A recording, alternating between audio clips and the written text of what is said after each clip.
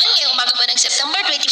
2025. Sa ngayon po ay lumakas na naman ang bagyong Opong at nasa severe tropical storm category na po at taglay na ang lakas ng hangin na umaabot na po sa 130 kilometers per hour at nasa silangan na rin po ng south part ng Samar,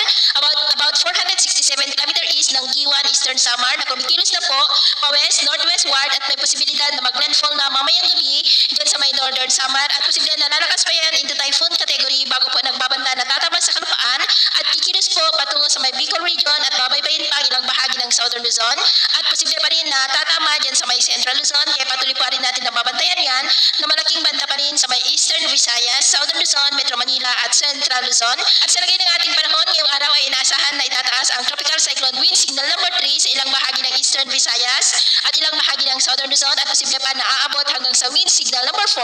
sa lalo pa po na paglapit at paglakas ng bagyo. Sa ngayon ay nakataas na ang tropical cyclone wind signal number 2 sa ilang bahagi ng Visayas, sa may northern Samar and the northern portion ng eastern Samar, sa may San Policarpio, Oras, Hipapad at Ardeque. Signal number 1 sa may Luzon, sa Catanduanes, Camarines Sur, Albay, Sorsogon, Masbate at may signal number 1 rin sa may Visayas, sa may Samar, the rest of eastern Samar, Biliran and the northern portion ng Leyte, sa may Barugo, San Miguel, Babatngon, Tacloban City, Calubian, Leyte, Capuocan, Carigara at Polo. At mamaya ay sisikat naman ang araw sa malaking bahagi ng ating bansa pero dahil pa rin sa trough ng bagyo at sa kanang habagat ay patuloy pa rin na makakaranas ng maulap na kalangitan with isolated rains ang eastern Samar,